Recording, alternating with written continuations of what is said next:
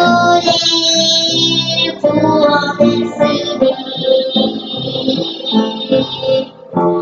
악을 내어 죽게 하신 그분의 사랑은 누가 이제 구현할 수 있을까. 주의 사랑은 우리에게 전하신 아름다운 선물. 우리 모두 그 사랑 받아 예수님을 믿어주신 사랑 죽기까지 하셨으니 나를 위해 모든 수치와 고통을 당하셨네. 우리를 위해 돌아가신 주님의 사랑을 전하세.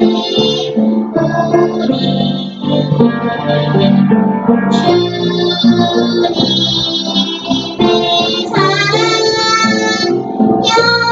영원하신 날이세. 우리 모든 사랑은 우리 모든 사람에게 나누어 우리 주님 전하세. 그 모든 사람에게 그 거룩히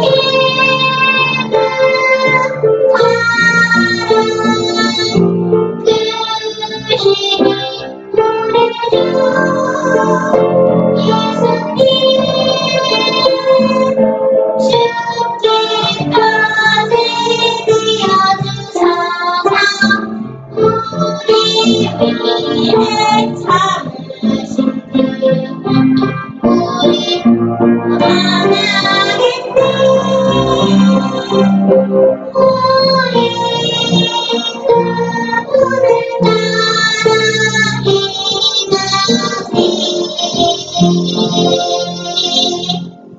우리 예, 오늘 특별한 찬양, 좋은 그 작사, 작곡, 참 많은 감동을 주는 시간이었습니다.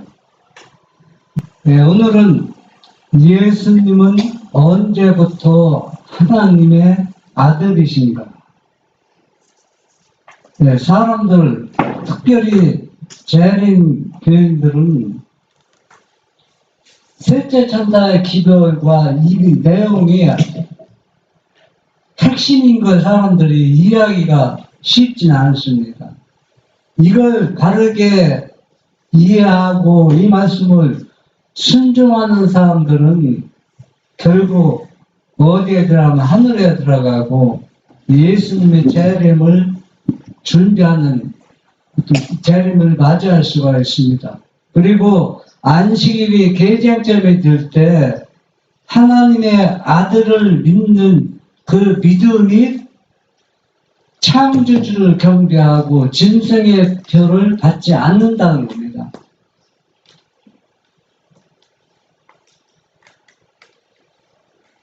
로마서 1장 4절을 보면 성결의 영으로는 죽은 자 가운데서 부활하여 능력으로 하나님의 아들로 인정되었으니 곧 우리 주 예수 그리스도시라.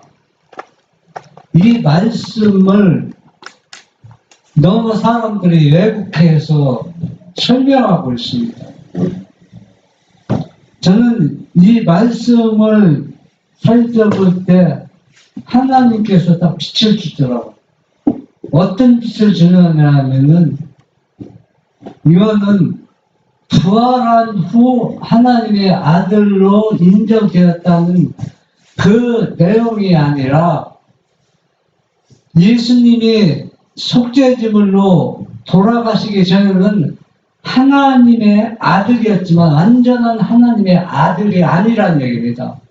왜 그러냐면은 부활한 예수님과 부활하기 전 예수님은 똑같은 하나님의 아들이었지만은 예수님이 완전히 십자가의 속죄물로 돌아가시고 부활한 후에 왜 완전한 하나님의 아들로 인침을 받았느냐 하면은 여러분 침례 요한이 보라 하나님의 어린 양이랬지만 그 어린 양은 속죄물이 되셔야 부활하여 그 어린 양이 우리에게 죄를 이기게 하는 힘이 되는 겁니다. 아들의 그 역할을 우리가 주는 겁니다. 만약에 하나님의 어린 양이라고 아무리 쳐도 그분이 부활하지 않으면은 하나님의 진짜 아들이 될 수가 없어요. 왜 진짜 아들이 될 수 없느냐? 예수님의 제자들이 누구를 전했습니까? 보라 하나님의 어린 양이라고 전했으니까 부활한 예수님을 전했습니까? 부활한 예수님이 있어야 어린 양이 왜 어린 양이 되셨는지 그것을 그 배경을 우리가 알 수가 있습니다. 그래서 예수님께서 부활하심을 위해서 하나님은 누구를 통해서 아들을 통해서 아버지의 그 구원의 계획과 또 아버지의 품성과 구속의 경륜을 아들을 통해서 이루는데 예수님이 부활할 능력이 없었다면 부활하지 않았다면 그 모든 것이 다 화사로 돌아가는 겁니다. 그래서 부활하심으로 인해서 아버지께서는 너는 진짜 아들이라는 인칭을 주셨다는 얘기입니다. 여러분 이해가 안 됩니까? 이해 안 되면 이해해달라고 여러분이 기도해야 됩니다. 이것이 얼마나 중요한지 대개 재림교회 능력 있는 또 말씀 선포를 잘하는 거의 다 장로나 목사들은 이걸 어떻게 믿느냐 하면 예수님이 십자가에 돌아가시고 부활한 후에 하나님의 아들로 인정되었다 그렇게 밟고 있습니다. 이건 완전히 바벨론입니다. 완전히. 이거는 이렇게 믿으면 그 사람이 아무리 하나님에 대해서 전 재산을 바치고 또 하나님에 대해서 아무리 큰 일이라도 이걸 그대로 믿으면은 그 사람은 구원을 받을 수가 없어요. 왜 구원을 받을 수가 없느냐? 그거는 잘못된 교리입니다. 그래서 우리가 이 시간 제가 하는 말씀을 여러분들이 바르게 이해하기를 바랍니다. 그래서 오늘날 많은 기독교 교회에서는 예수님이 아들이 된 내용을 5가지로 받아들이고 있습니다. 첫째는 예수님이 하늘에서부터 인성을 쓰시기 전부터 하나님의 아들이었다고 믿는 무리가 있고 또 두 번째는 예수님이 인성을 쓰신 후 하나님의 아들로 인정을 받았다. 아들이 되었다고 믿고 또 예수님이 침례받을 때 하나님의 아들이라 이는 내 사랑하는 아들이라고 하나님께서 진히 그 요단강에서 임재해서 말씀하셨습니다. 이걸 또 이때 하나님의 아들이 되었다. 그리고 또 예수님이 십자가에 돌아가심으로 인해서 하나님의 아들이 되었다. 이렇게 믿는 무리가 있습니다. 그러나 우리는 이 5가지 중에서 첫 번째 예수님은 인성을 쓰시기 전, 이 땅에 오시기 전에 하나님의 아들이었다고 믿는 것이 바르게 성경을 이해하고 이 말씀을 순종하여 셋째 천사에게를 완전히 이해하고 또 늦은 일을 통해서 우리가 환난을 통과하고 예수님의 재림을 맞이할 수가 있다는 얘기입니다. 그런데 제가 늘 말하지만 셋째 천사의 기별은 성경 모두가 다 셋째 천사의 기별이 다 해당되는 겁니다. 우리가 거듭나는 것도 셋째 천사의 기별이고 우리가 성화되는 것도 셋째 천사의 기별입니다. 그러나 그것은 하나의 과정에 불과하듯이 핵심은 아니라는 얘기입니다.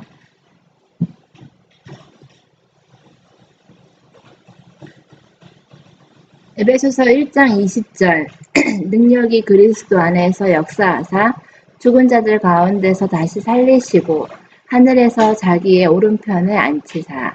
네, 이 말씀은 예수님이 왜 성결한 영으로 죽은 자 가운데서 부활하시고 능력으로 하나님의 아들로 인침을 받았느냐 하면은 예수님이 부활하기 전에는 우리와 똑같이 능력이 없는 존재였습니다. 그의 생애는 거룩한 생애였습니다. 깨끗한 생애였습니다. 그러나 그의 육체는 우리와 똑같은 육체였습니다. 그런 육체가 부활하심으로 그 육체가 어떻게 되었냐? 성결한 육체가 되었다는 얘기입니다. 그리고 또 부활해서 능력을 통해서 하나님의 보좌에 앉으셨다는 얘기입니다.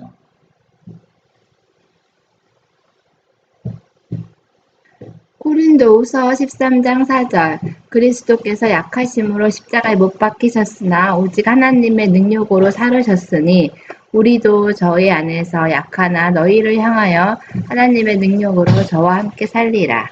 네. 네, 우리가 이 말씀을 한번 자세히 살펴보세요. 예수님이 왜 돌아가셨냐면 왜 숙제를 드렸냐면 능력이 없고 약해서 숙제를 드셨습니다. 왜? 우리가 똑같은 인성을 지셨기 때문에 만약에 부활한 후에 그런 능력을 가지고 있다고 하셨다면 사람들은 그분에게 가까이 접근도 하지 못했지만은 할 수도 없지만은 그러나 이분이 십자가에 못 박으라고 유대인들이 예수님을 거절할 수가 없을 것입니다. 결국 예수님이 죽은 것은 뭐가? 약하기 때문에 죽었다는 얘기입니다. 그 약함이 왜 약하냐? 숙제물이 되기 위해서 약해지셨다는 얘기입니다. 그러나 부활한 후에는 그 약함이 어떻게 됐다는 얘기예요? 완전히 소멸되었다는 얘기입니다.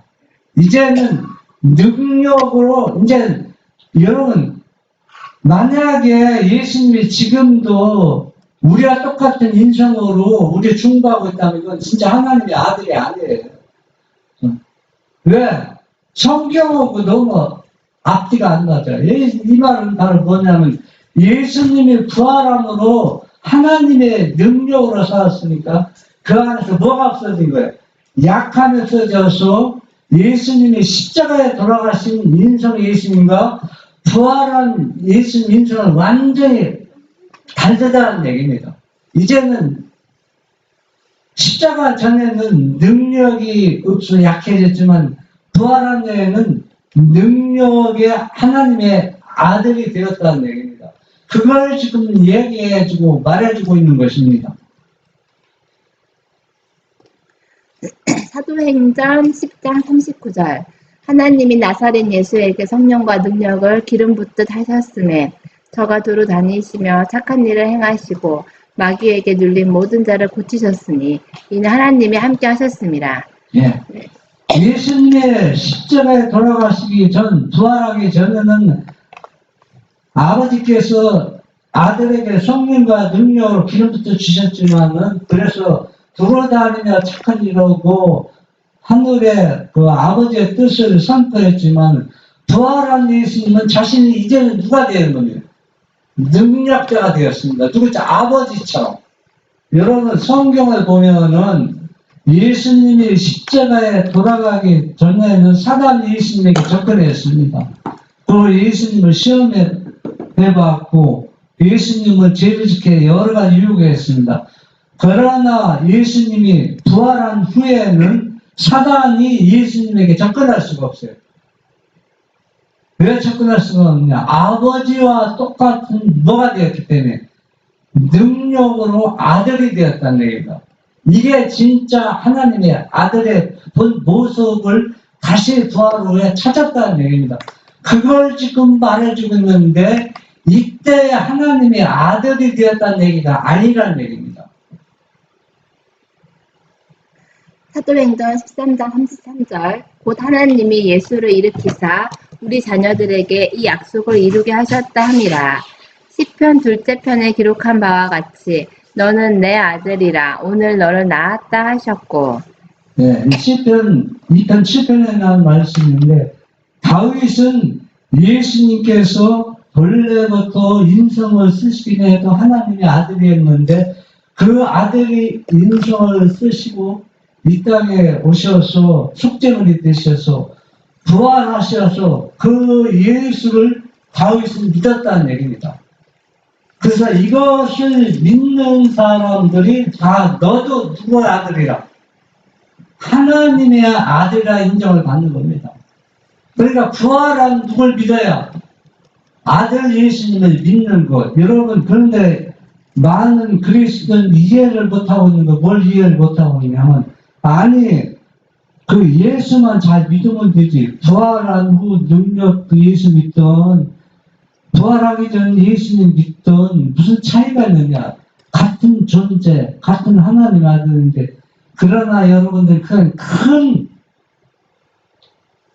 잘못을 하고 있습니다.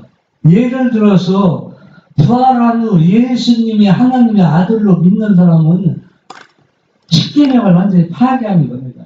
왜 십계명을 파괴하는지 아십니까? 그런 사람들이 이해를 못해요. 침례받을 때 하나님의 아들을 믿는 거나 인성을 쓸 때 하나님의 아들을 믿는 것은 다 십계명을 파괴하고 성경을 완전히 거짓말로 만드는 겁니다. 그걸 사람들이 이해를 잘 못하고 있어요. 제가 그거 설명해 드릴게요. 만약에 예수님이 인성을 쓰셨을 때 하나님의 아들이었고 침례받을 때 하나님의 아들이었고 십자가에 돌아가셨을 때 하나님의 아들이었다면은 위에 아버지께 뭐라 했어요? 내가 너희들을 아들을 내어주기까지 사랑한다.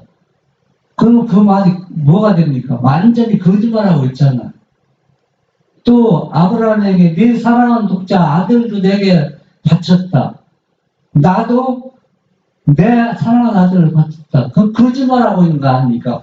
어떻게 십자가에 돌아갔을 때는 인상을 쓸 때 아들이 됐는데 예? 중간에서 딱 아들 되는 거 뭐 아버지가 뭐 가슴 아픕니까? 안 그렇습니까? 예? 성경 구속의 경륜을 완전히 파괴시키고 있는데 그 죄를 사람들이 이해를 못하고 있습니다. 엄청난 지금 과오를 범하고 있고 이건 완전히 바벨론 교리입니다.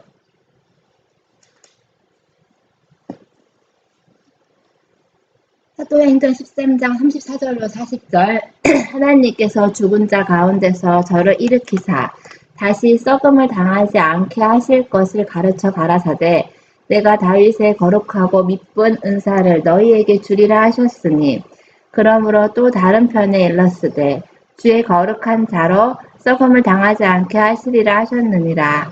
다윗은 당시에 하나님의 뜻을 조차 섬기다가 잠들어 그 조상들과 함께 묻혀 썩음을 당하였으되 하나님의 살리신 이는 썩음을 당하지 아니하였나니 그러므로 형제들아 너희가 알 것은 이 사람을 힘입어 죄사함을 너희에게 전하는 이것이며 또 모세의 율법으로 너희가 의롭다 하심을 얻지 못하던 모든 일에도 이 사람을 힘입어 믿는 자마다 의롭다 하심을 얻는 이것이라.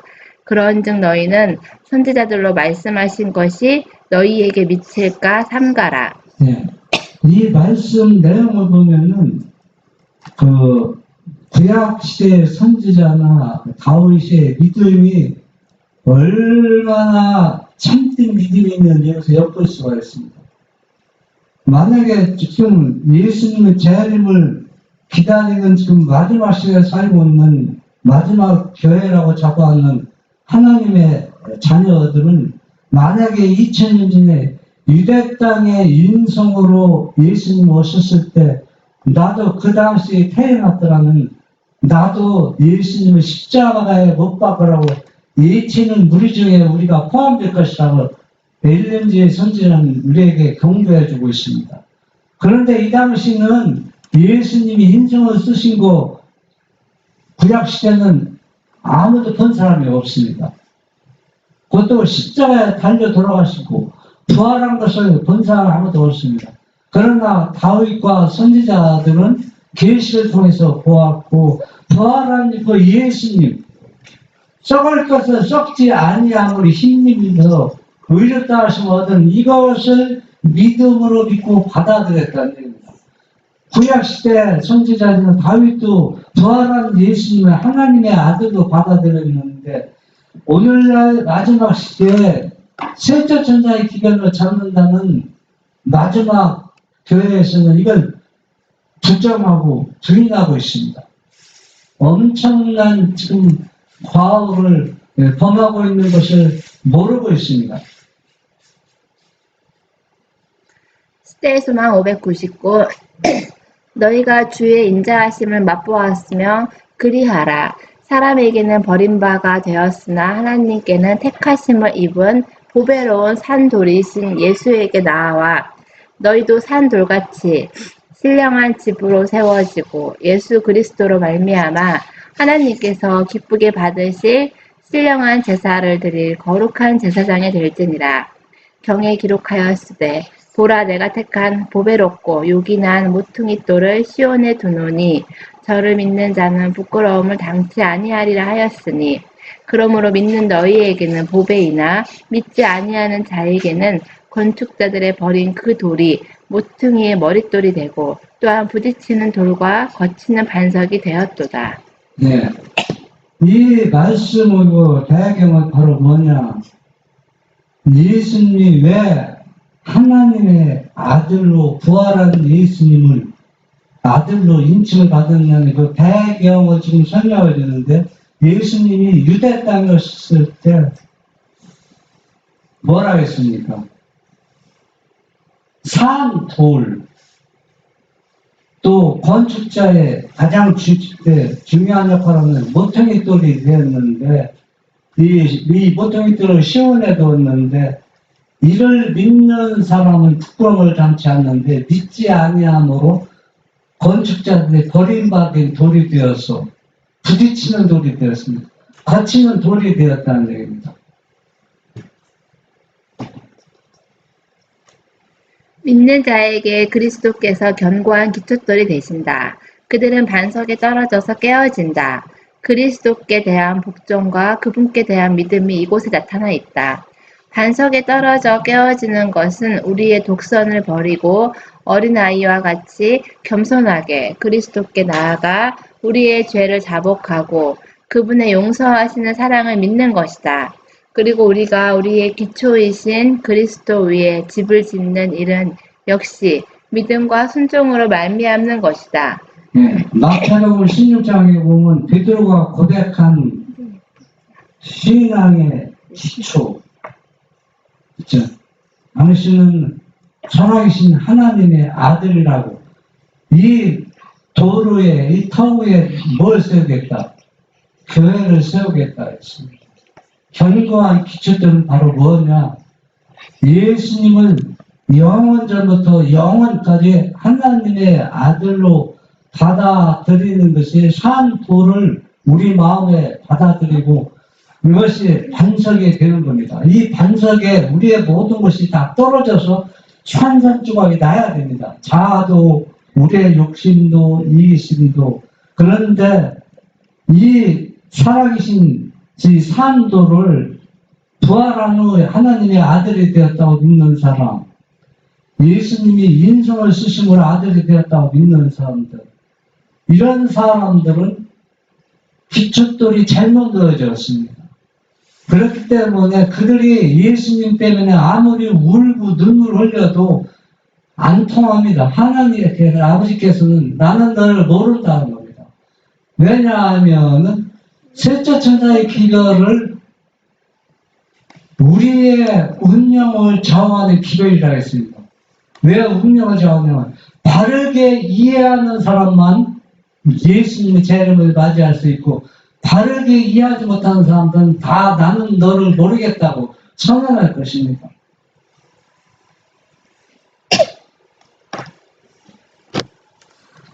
이 산 돌 위에 유대인들과 이방인들 모두 다 같이 지을 수 있다. 이것은 우리가 안전하게 지을 수 있는 유일한 기초이며 모든 사람에게 충분할 만큼 넓고 온 세상 사람의 무게와 짐을 지을 만큼 강하다.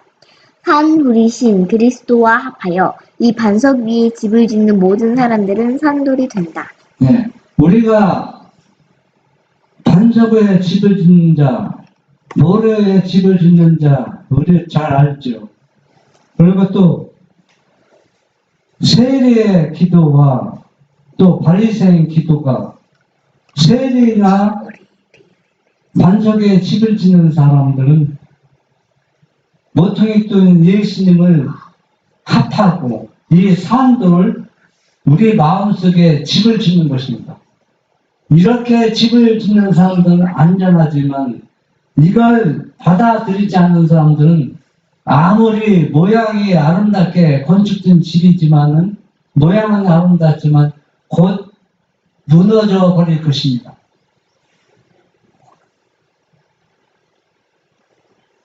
많은 사람들이 자신의 노력으로 자르고 닦고 아름답게 하지만 그들이 산돌이 될 수 없는 이유는 그리스도와 연결되지 않기 때문이다. 이 연결이 없이는 아무도 구원을 얻을 수 없다. 우리 속에 그리스도의 생명이 없이는 우리는 유혹의 폭풍을 물리칠 수 없다. 우리의 영원한 안전은 견고한 기초 위에 우리 집을 짓는 데 달려있다. 네.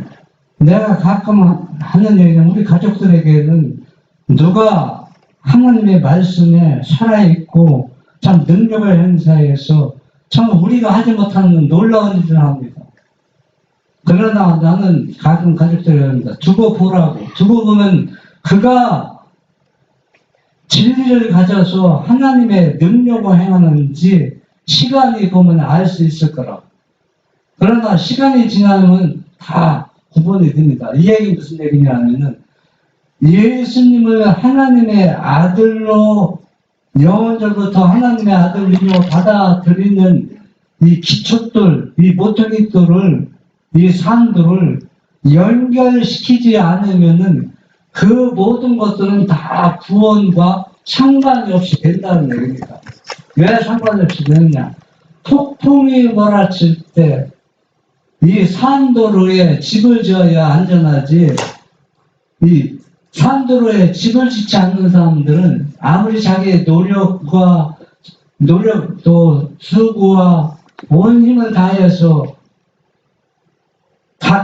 품성도 갈고 닦지만 그 품성도 다 허사로 돌아간다는 거예요. 그래서 산돌은 하나님의 살아계신 아들과 연결되어 있느냐 연결되지 않느냐가 얼마나 중요한 것인지 시간이 지나면 곧 알 수 있다는 얘기입니다. 오늘날 많은 사람들은 시험에 보지 않는 기초 위에 집을 짓고 있다. 비가 내리고 폭풍이 휘몰아치고 홍수가 올 때 저희 집은 무너질 것인데 그 까닭은 이 집의 큰 모퉁이돌 예수 그리스도 영원한 반석 위에 세워지지 않았기 때문이다. 저희가 말씀을 순종치 아니함으로 넘어지나니 그런 사람들에게 그리스도께서는 거치는 반석이시다. 그러나 건축자들의 버린 그 돌이 모퉁이의 머릿돌이 되었다. 네. 제가 아는 몇몇 사람은 참으로 믿음이 얼마나 좋으냐 하면 참으로 부러울 정도로 믿음의 능력을 행사하는 사람들이 있습니다. 이들이 야정에는 하나님의 능력으로 여러 이적을 행하고 능력을 행사했는데 결국에는 예수 그리스도 산돌이신 당신은 영원한 하나님의 아들이라는 것, 부활한 예수님을 믿지 않는 결과 그들은 각각 지금 완전히 이 산돌에서 떨어져 완전한 사단의 대리자 역할을 하고 있습니다. 마지막 시에 똑같습니다. 셋째 천사의 기발의 핵심은 원래 복음을 다시 찾는 겁니다. 그리고 또 왜 안식의 계명으로 그걸 판단한다느냐면은, 여러분, 우리가 분명히 내가 말씀드리는 게 아니라 성경에서 우리가 바르게 이해하고 깨닫는 거는, 진짜 예수님을 영원전부터 하나님의 아들로 받아들이지 않으면은 그 사상에 적그리스도 사상을 소유하고 있습니다. 예수님이 침례가 될 때 하나님의 아들이라고 믿는 사람들, 여러분 구원과 아무 관계 없을 것 같죠? 그러면서 눈물을 흘리면서 내가 예수 때문에 산다. 그리고 또 예수님이 십자가에 돌아가심으로 인해서 하나님의 아들이 되었다고 믿는 것, 또 침례가 될 때 하나님의 아들이라고 믿는 것, 구원과 아무 관계 없을 것 같죠? 엄청난 관계가 있습니다. 왜냐하면은 이것을 그대로 믿는 사람들은 예수님을 산도를 배척해버리고 받아들이지 않는 겁니다. 그래서 이 건축자들이 버린 돌이 되는 것입니다.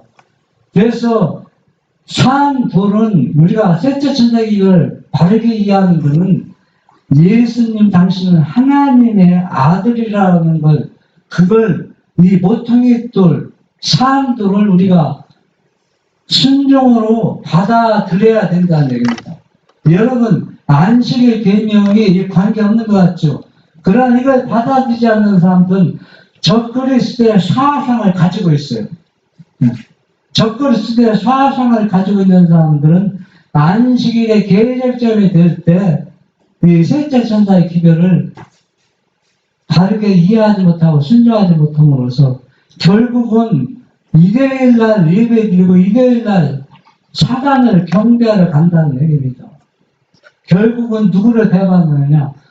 예수님을 배반하고 될 것이라는 얘기입니다.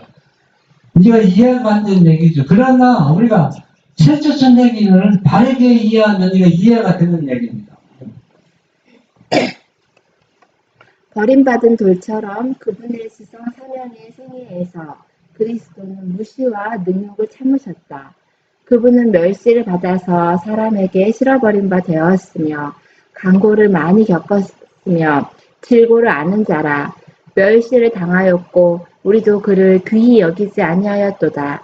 그러나 예수님께서 영광 받으실 시간이 가까웠다. 죽음에서 부활하심으로 그분은 능력으로 하나님의 아들이라는 선언을 받으실 것이었다. 네, 죽음에서 부활하심으로 왜 능력으로 하나님의 아들이라는 인칭을 받았는가? 이게 얼마나 중요한 내용인지 아십니까?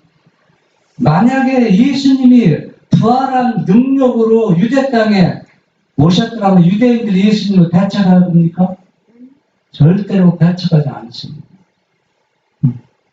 그러면 우리가 이미 이사야나 구약 선지자는 알았습니다. 예수님이 메시아로 이 땅에 오실 때 배척당하고 버림당하고 십자가에 달려 돌아가 죽을 것과 또 부활한 예수님을 또 배척할 것을 다 아셨습니다. 오늘날 많은 사람들이 성령 하나님 믿는 거 유대인과 똑같은 적그리스도의 사상을 가지고 있습니다. 예수님이 능력으로 하나님의 진짜 아들이 되었는데 왜 예수님이 십자가에 돌아가기 전 그 무기력한 인선 쓰신 예수님을 받아들이고 있습니까? 이걸 성경을 바르게 이해하고 가르치는 겁니까? 이거는 완전히 이것을 믿지 않으면은 사단의 대리자 역할을 하고 있습니다. 그 사람이 아무리 능력을 행사하고 죽어가는 사람을 살려도 그거는 하나님을 배척하는 겁니다. 그래서 여기에 보면은 이 시대의 소망 590쪽 쭉 배경 보면 왜 능력으로 살아난 부활한 예수님을 하나님의 아들로 인칭을 받았냐고 설명을 쭉 해주는 내용입니다. 재림하실 때 그분은 하늘과 땅에 주로서 나타나실 것이다.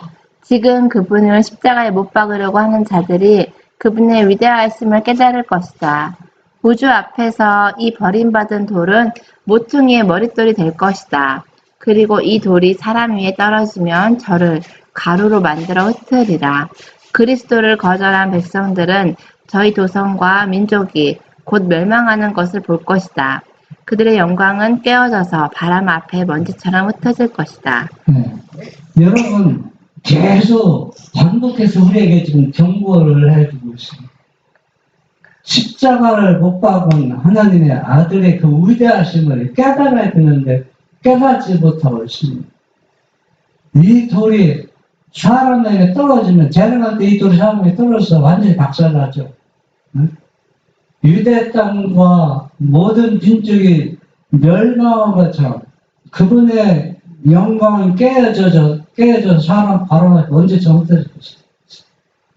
여러분, 지금 우리가 완전히 회개해야 됩니다. 우리가 지금 바로 내가 편견을 가지고 성경을 이해한 것 전부 다 우리가 회개해야 됩니다. 그래서 우리가 부활하신 그분의 성령, 그분의 능력을 통하여만 이 성경을 바르게 이해할 수가 있습니다. 지금도 성령이 하나님이 계셔서 그 성령 하나님이 도움을 받아서 죄를 회개하고 우리가 그리스도께 가까이 가게 한다 믿는 것 다 이거는 완전히 잘못 이해하고 잘못 믿는 것입니다. 그러면 무엇이 유대인들을 멸망시켰는가? 그것은 그들이 그 위에 집을 지었다면 그들이 안전이 되었을 그 반석이었다. 하나님의 선하심을 멸시하고 의를 차버리고 은혜를 경히 여겼기 때문이었다. 사람들이 스스로 하나님을 반대하였으므로 그들의 구원이 되었을 모든 것이 그들을 멸망으로 전환시켰다. 하나님께서 생명이 되도록 제정하신 모든 것이 그들을 죽음에 이르게 하는 것이 되었다. 네. 우리가 지금 제 말씀을 잘못하면 오해의 소지가 있으면 바르게 이해하기 바랍니다. 우리가 거듭나는 거 참 중요하죠. 사람들의 영어나와 있습니다. 그러나 사단 앞에서 거듭나는 건 아무것도 아닙니다. 우리가 아무리 거듭났다 할지라도 사단 앞에서 무기력한 존재가 되는 겁니다. 예수님은 완전히 회개할 게 없습니다. 죄를 짓지 않았습니다. 그러니까 쉽게 표현하면 거듭난 상태로 이 땅에 오신 겁니다. 왜? 죄를 짓지 않았기 때문에. 그러나 그의 육체는 거룩하지 못했습니다. 왜? 죄는 짓지 않지만 나의 죄, 나의 인간의 모든 죄를 그분의 가슴에 품었습니다. 그 가슴에 품은 그 영향으로 그분은 가난하게 살아야 되고 능력 없이 약하게 살아야 했고 아버지로부터 능력을 받아서 죽은 사람도 살려야 했지만 현재 위치에서는 유대인들이 그분을 흠모할 거 아무것도 없습니다. 무기력한 존재로 보이는 겁니다. 그러나 부활한 예수님도 그들을 버렸어요. 유대인들은. 그렇죠. 많은 사람들이 받아들여서 버린 사람 많이 버렸습니다. 왜? 그들의 마음은 적그리스도의 사상으로 가득 차 있습니다. 오늘날도 똑같은 역사가 반복되어 가고 있습니다. 유대인들이 그리스도를 십자가에 못 박은 것은 예루살렘의 멸망을 의미하였다. 갈바리에서 흘린 피는 이 세상에서 와 오는 세상에서 그들을 멸망에 빠지게 할 무기가 있었다. 그와 같이 최후의 큰 날, 즉 하나님의 은혜를 거절한 자들에게 심판이 내리게 될 때에도 그렇게 될 것이다. 의로운 자에게 생명이 되는 그분의 얼굴에 영광이 악한 자에게는 소멸시키는 불이 될 것이다. 사랑을 거절하고 은혜를 멸시한 까닭에 죄인이 멸망을 당할 것이다. 예. 첫째 천사기와 둘째 천사기로는 우리가 하나님의 아들을 올바로 이해하고 믿고 순종하는 겁니다.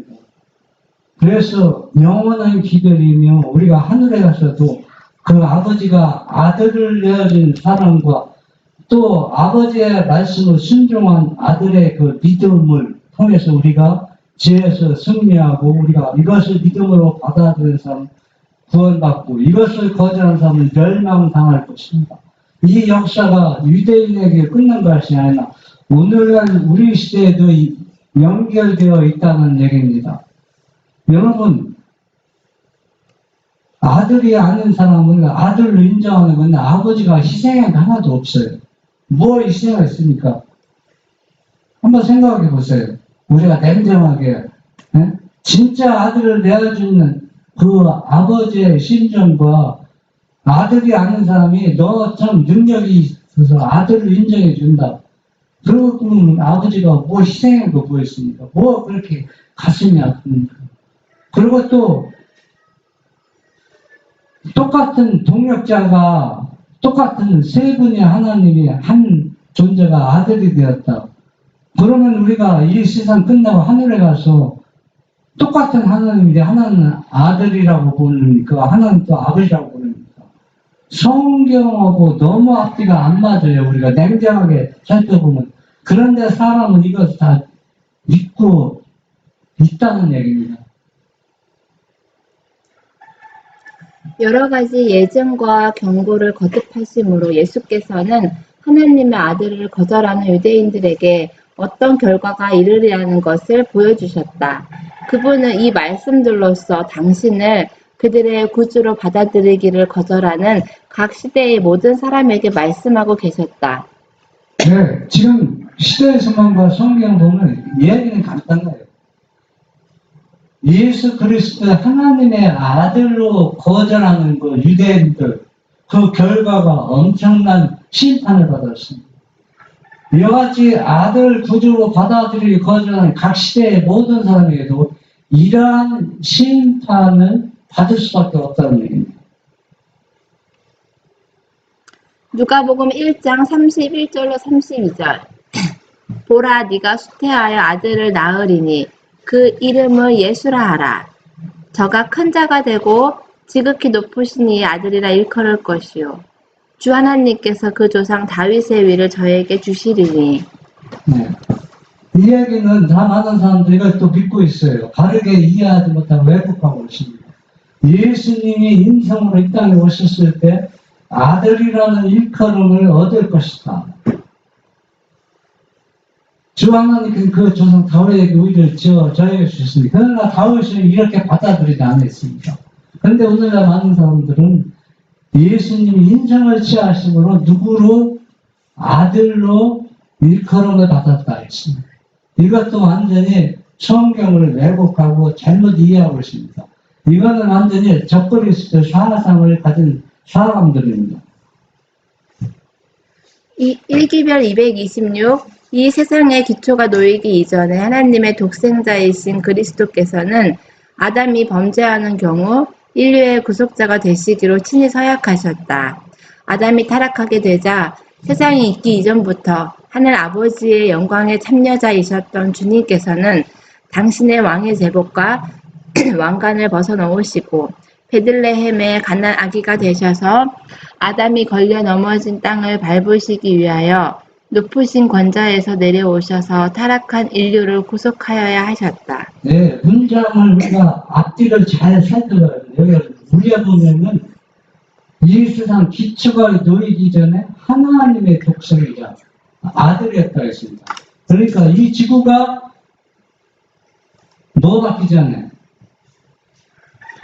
지금 받기 전에도 예수님은 누구의 아들이었다? 하나님의 아들이었다는 얘기입니다. 주님께서는 원수가 인간에게 가져오는 모든 유혹들을 스스로 당하시기로 작정하셨으나 사단의 모든 공격으로도 하늘 아버지께 대한 주님의 충성심을 변절케 할 수 없었다. 죄가 없으신 생애를 사심으로써 주님께서는 아담의 모든 아들과 딸도 이 세상에 처음으로 죄를 가져온 마귀의 유혹을 물리칠 수 있다는 것을 증거해 보이셨다. 네. 예수님께서 대처 당할 것을 아시면서 왜 연약한 인간으로 오실 수밖에 없느냐. 아담이 넘어진 것을 희복하기 위해서 그렇게 오셨습니다. 그래서 과연 이 연약한 인성을 인간으로서 마귀의 유혹을 물리칠 수 있는가를 증거해 보이시기 위해서 그렇게 오셨다는 얘기입니다. 그리스도께서는 남녀들에게 이길 수 있는 권세를 주셨다. 주님께서는 한 인간으로서 인간 사회에 사시기 위하여 인간의 형체를 쓰시고 이 세상에 오셨다. 그분께서는 인간의 본성에 따르는 모든 부담들이 입증되어야 하고 시련을 당해야 할 것으로 여기셨다. 주님께서는 당신의 인성 가운데 거룩한 성품의 참여자가 되셨다. 예. 우리가 그 예수님의 인상을 살펴보면 예수님은 절대자이기 때문에 넘어질 필요, 시험에 굴복할 필요가 없다고 하는데 그렇게 생각하는데 그것도 잘못 이해하고 있습니다. 예수님도 시험에 걸려 넘어질 수 있는 가능성을 가지셨다 했습니다. 그렇기 때문에 그런 가능성이 있기 때문에 예수님이 구속사업을 완전히 죄를 짓지 않고 승리로 죽으시고 부활하셨을 때 너는 진짜 누구 아들이다. 내 아들이라고 인칭을 주셨던 것입니다. 당신의 성육신을 통하여 주님께서는 새로운 의미에 있어서 하나님의 독생자라는 칭호를 얻으셨다. 천사는 마리아에게 성령이 내게 임하시고 지극히 높으신 이의 능력이 너를 덮으시리니 이러므로 나실 바 거룩한 자는 하나님의 아들이라 일컬으리라고 말하였다. 인간의 아들이면서도 주님께서는 새로운 의미에서 하나님의 독생자가 되셨다. 먼저 번에 제일 첫 문장에는 이 세상 기초가 놓이기 전에도 예수님은 누구였다? 하나님의 아들이었다고 했습니다. 여기 보면 또 예수님이 아기로 이 땅에 오심으로써 하나님의 아들이야 이편을 얻었다는 얘기는 하늘에서도 하나님의 아들이었지만 인간으로 이 땅에 아기로 태어났을 때도 사람의 아들이면서도 누구의 아들이다? 하나님의 아들이라는 뭘 얻었다는 얘기예요. 일컬음을 받았다는 얘기입니다. 인성을 쓰셔서 아들로 인정되었다는 얘기가 아니라는 얘기입니다. 천하는 주님이 하늘에서 가지셨던 지위, 곧 아버지의 사랑받는 자요, 곧 하나님의 아들이라는 사실을 잘 알고 있습니다. 타락한 천사들이나 마귀 대장은 오늘날 이 지구에서 많은 사람, 교인들이 예수님을 진짜 하나님의 아들로 믿는 사람이 적지만은 사단과 마귀 도하던 예수님이 본래 누구 사랑받는 아버지의 하늘에서부터 하나님의 아들이었다는 걸 잘 알고 있어요. 이 마귀도 잘 알고 있는데 우리는 많은 사람들이 예수 믿으면서 이걸 부정하고 있어요. 그러니까 이 부정하는 것은 다 누구의 사상을 다 소유하고 있어요. 적그리스도의 사상을 소유했기 때문에 안식일이 계절절이 될 때는 적그리스도의 사상을 소유한 사람은 다 누구를 버린다는 얘기예요. 예수님을 버리게 된다는 얘기입니다. 그걸 다르게 이해하느냐면 이해가 못하고 있다는 얘기입니다. 사단은 그리스도께서 아버지의 소리를 받는 자로서 하늘에서 가지셨던 지위를 잘 알고 있었다.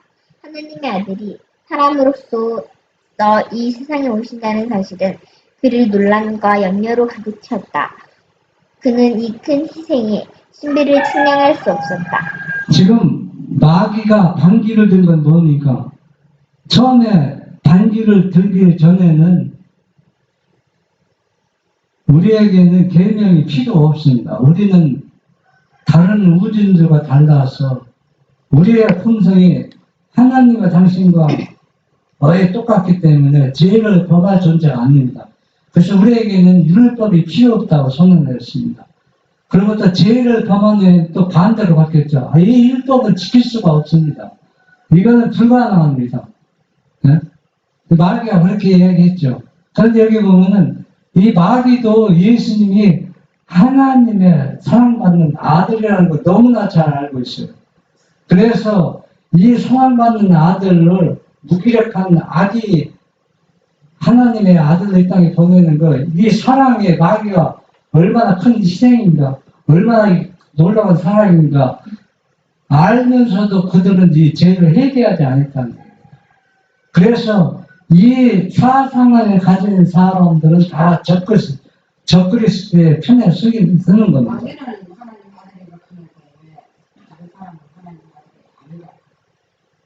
그러니까 이 마귀는 그러니까 하나님의 아들로 마귀도 바뀌었잖아요. 처음에는 율법이 필요 없다고, 그 다음에는 율법을 지킬 수 없다. 뭐 결국은 같은 내용이지만은, 그래서 하나님을 믿는 사람들은 다 적그리스도 마귀의 사상을 가진 사람은 다 결국은 하나님을 배반하고 떠나는 겁니다. 유대인들이 왜 예수님 십자가를 못 박았습니까? 하나님의 아들로 받아들이지 않은 결과입니다. 마태복음 3장 15절로 17절 예수께서 대답하여 가라사대 이제 허락하라 우리가 이와 같이 하여 모든 의를 이루는 것이 합당하니라 하신대 이에 요한이 허락하는지라. 예수께서 침례를 받으시고 곧 물에서 올라오실새 하늘이 열리고 하나님의 성령이 비둘기같이 내려 자기 위에 임하심을 보시더니 하늘로서 소리가 있어 말씀하시되 이는 내 사랑하는 아들이요 내 기뻐하는 자라 하시니라. 네. 이 침례 받을 때 예수님도 하나님의 아들이라는 그런 걸 받았다는 거예요. 여러분, 우리가 신의 세계와 인간의 세계를 비교하고 대조해본 이 성경을 다르게 이해할 수가 없습니다. 여러분, 이 절대자 능력자는 시간과 공간을 초월한 사람입니다. 하늘이 열리고 내 사랑하는 아들이라 기도했다. 하나님이 요단강에 오셨느냐 안 오셨느냐 그게 중요한 게 아닙니다. 그 절대자는 그것들을 다 초월했기 때문에 그래서 이 침례 받을 때 내 사랑하는 아들을 기뻐하는 자라고 아버지께서 말씀하신 것은 예수님이 침례 받아서 요단강에 올라왔을 때 너는 내 아들이 되었다고 표현한 얘기가 아닙니다. 원래 아들이니까 너희들이 내 아들을 말 잘 듣고 순종 잘하는 뜻으로 이렇게 우리에게 그 음성이 들려야 되는데 사람들은 이 말씀을 또 왜곡하고 있는 것입니다. 마태복음 27장 54절 백부장과 및 함께 예수를 지키던 자들이 지진과 그 되는 일들을 보고 심히 두려워하여 가로되 이는 진실로 하나님의 아들이었도다 하더라. 마가복음 15장 39절 예수를 향하여 섰던 백부장이 그렇게 운명하심을 보고 가로되 이 사람은 진실로 하나님의 아들이었도다 하더라. 이 사람들이 백부장이 두 번이나 고백한 걸 두 기자가 설명하는데 이 당신은 진짜 누구예요? 하나님의 아들이었다. 왜 백부장이 고백했습니까? 그 백부장이 이것을 고백할 수 있는 배경을 우리가 좀 알아야 돼. 살펴봐 연구할 필요가 있어요. 유대인들은 예수님을 하나님의 아들로 지금 배척했잖아요. 그런데 백부장은 멸시를 당하고 조롱을 받고 아무 능력 없이 다 죄가 없는 것 같은데 죄인 취급을 받고 십자가에 달리게 될 것 같고 그런데도 하나님의 아들로 받아들였다는 것 여러분 그거 한번 그 배경 우리가 정확하게 깨뜨려 봐야 됩니다. 백부장의 그 신앙 고백과 유대인들이 아들을 거절하는 것 유대인들은 만약에 능력을 행사했다면 절대로 아들을 거절하지 않았겠죠. 그러나 백부장은 예수님이 무기력하게 아무 능력 없이 당하면서 죽어갔는데도 하나님의 아들이라고 고백했다는 거예요. 이거는 이 백부장은 부활한 예수님이 바라보았다는 거예요. 이름으로. 응? 그러나 유대인들은 그걸 보지 못한 겁니다.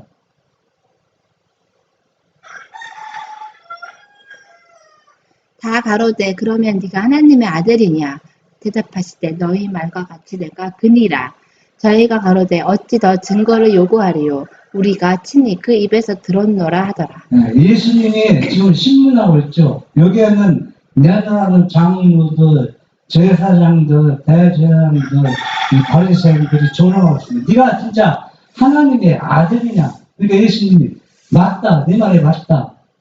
그러니까 이 바리새인들은 뭐 증거가 더 필요하냐? 하나님의 아들이라는 참남지로 이들을 십자가에 죽어야 돼야 마땅하다고 했습니다. 그럼 이것이 그 2000년 전에 끝났습니까? 이 역사, 똑같은 역사가 지금 재현되고 있는지 사람들은 지금 이해 못하고 있어요. 똑같은 일이 재현되고 있어요. 마가복음 5장 4절로 7절 이는 여러 번 고랑과 쇠사슬에 매었어도 쇠사슬을 끊고 고랑을 깨뜨렸음이러라. 그리하여 아무도 저를 제어할 힘이 없는지라. 밤낮 무덤 사이에서나 산에서나 늘 소리 지르며 돌로 제 몸을 상하고 있었더라. 그가 멀리서 예수를 보고 달려와 절하며 큰 소리로 부르짖어 가로되 지극히 높으신 하나님의 아들 예수여 나와 당신과 무슨 상관이 있나이까? 네, 건대 하나님 앞에 맹세하고 나를 괴롭게 마옵소서 하니. 이 귀신 들린 사람이 걸어서 왜 이렇게 소리 지르는지 아세요? 당신은 하나님의 아들이었다. 하나님 아들로 하늘에서 봤습니다. 좌수를 뭐 그거 있겠지만 하늘을 봤지만 하늘에서 누구를 발견했어요? 하나님의 아들을 반겨듣는데 그 아들이 이 땅에 와서 보이는데 심기가 불편할 턱이 하나 턱이 없죠. 하늘에서 배반했는데 하늘에서 주인 사령관 배반했는데 이 땅에서 그분이 주위에서 만들고 있으니 심령이 얼마나 괴롭겠어요. 왜 그래서 나를 괴롭히냐는 얘기죠. 요한복음 20장 31절 오직 이것을 기록함은 너희로 예수께서 하나님의 아들 그리스도이심을 믿게 하려 함이요 또 너희로 믿고 그 이름을 힘입어 생명을 얻게 하려 함이니라. 그래서 복음의 핵심은 우리가 예수님을 영원전부터 하나님의 아들을 믿는 그 믿음을 통해서 우리가 생명을 얻는 겁니다. 이걸 믿어야 우리가 성화되고 자아를 극복할 수가 있고 또 늦은 일을 받을 수가 있고 우리의 품성이 예수님을 닮아갈 수 있습니다. 이걸 믿지 않으면은 절대로 불가능한 일들을 지금 사람들은 하고 있어요. 훈련된 대리자들을 일터에 배치해 놓은 사단. 선지자 이사야는 그리스도 당시의 세상의 상태를 매우 잘 묘사하고 있다.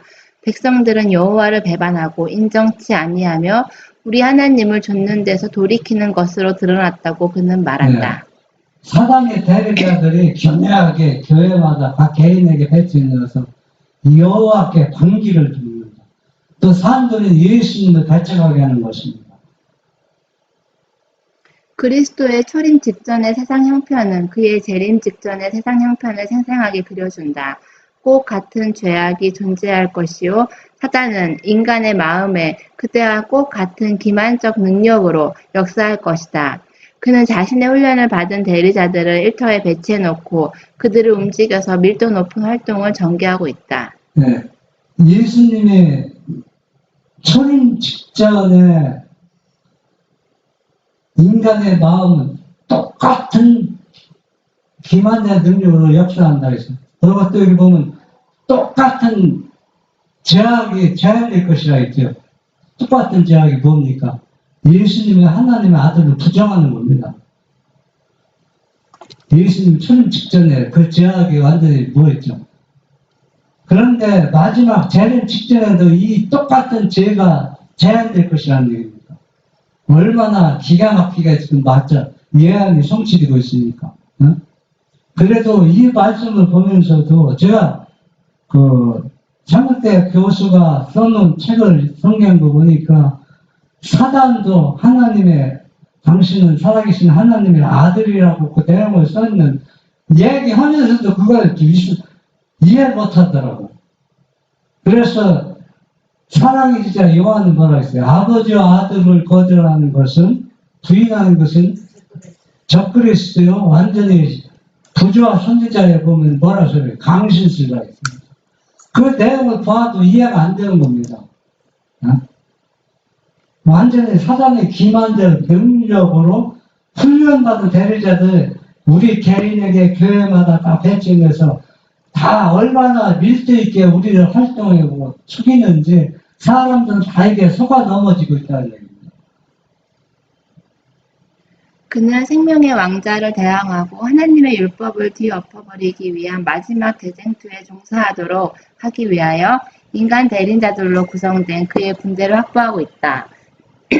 사단은 자기의 존재에 대하여 자기가 주장하는 대로 그가 이 세상 임금이며 승리는 그의 것이라는 믿음을 사람들의 마음에 확신시키기 위하여 기적이 나타나게 함으로써 일할 것이다. 이제는 사단이 교회를 완전히 장악해버렸습니다. 교회마다 개개인의 은혜의 왕국에도 다 세 분 하나님을 믿는 분은 생명의 왕자를 대항하는 겁니다.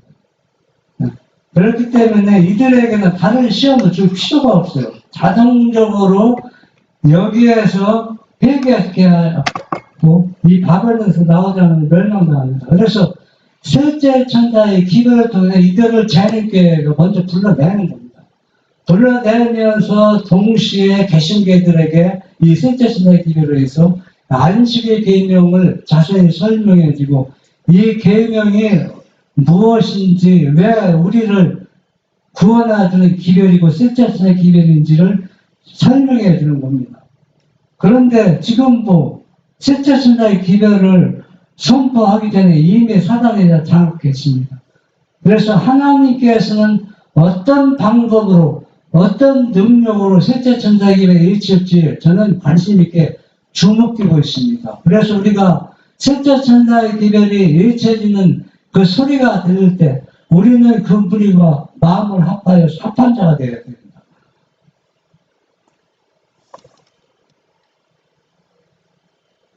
그는 그의 군대의 힘을 돌이켜 하나님께 충성하는 사람들을 대항하게 할 것이다. 그는 고통과 고난의 인간적인 고뇌에 시달리게 할 수는 있겠지만 영혼을 더럽힐 수는 없다. 사단이 그리스도에게 행한 것과 같이 하나님의 백성들에게 고통을 줄 수는 있겠지만 그들 중 지극히 작은 자 하나라도 멸망시킬 수는 없다. 네. 산 돌이신 기초이신 그리스도 위에 반석 위에 집을 지은 사람들, 믿음을 심은 사람은 사단의 심적 고통은 줄 수 있지만 아무리 작은 죄라도 죄를 지켜야 할 수는 없습니다. 그래서 산돌이신 예수님 위에 믿음을 세운 사람들은 한 사람도 멸망을 당하지 않는다는 것입니다. 제가 읽겠습니다. 이 마지막 시대의 하나님의 백성들은 가장 치열한 투쟁 속으로 들어갈 것을 예상하고 있어야 한다. 이것이 뭐냐면은 안식일이 계절점이 되면은 이제는 지금 안식일을 지키는 사람들 이제 안식일을 지키는 게 아니라는 얘기입니다. 왜? 그들 마음속에는 적그리스도의 사상으로 들어있는데 이 안식일 계절점이 될 때는 예수님을 배반하고 유대인처럼 예수님을 십자가에 못 박는 것처럼 우리가 일요일날 경배하러 반대편에 서게 된다는 얘기입니다. 그러나 예수님을 진짜 하나님의 아들로 인정하고 믿고 받아들인 사람들은 어떤 핍박에도 굴하지 않고 끝까지 이 안식일을 존중하고 그래서 하나님의 인을 받게 되는 것입니다. 그래서 여기 보면은 왜냐하면 예언의 말씀이 다음과 같이 말하고 있기 때문이다. 용이 여자에게 분노하여 돌아와서 그 여자의 남은 자식 곧 하나님의 계명을 지키며 예수의 증거를 가진 자들로 더불어 싸우려고 받아보려고 했었더라. 하나님의 계명과 예수 믿음은 예수님이 하나님의 아들로서 부활한 그 예수님을 믿고 또 이 사랑하는 아들, 이 아들을 우리를 구원하기 위해서 십자가에 내주셔서 부활을 하여서 완전한 하나님의 아들 인칭을 받고 이 부활한 아들을 믿는 사람들은 하나님의 계명과 예수 믿음의 증거를 가진 자들입니다. 그래서 사단과 100번 싸워 100번 다 이기는 것입니다. 여러분 선택은 여러분 자신이 달려 있습니다. 여러분 그래도 지금도 그래도 예수님을 중간에서 하나님의 아들로 인정됐다는 것을 여러분 믿겠습니까? 그것을 믿는다면 여러분은 결국은 적그리스도 사상이 되어서 짐승의 표를 받을 것이며, 그러나 예수님의 제자들처럼 초대교회처럼 그 핍박과 순교당하면서 예수님을 하나님의 아들로 받아들인 사람들은 마지막 시대에도 우리가 구원받을 것입니다. 그래서 이 안식을 통해서 여러분들은 하나님의 말씀을 여러분에게 직접 예수님이 들려주신 것처럼 받아들여서 순종하는 우리 모두가 되기를 바랍니다. 네.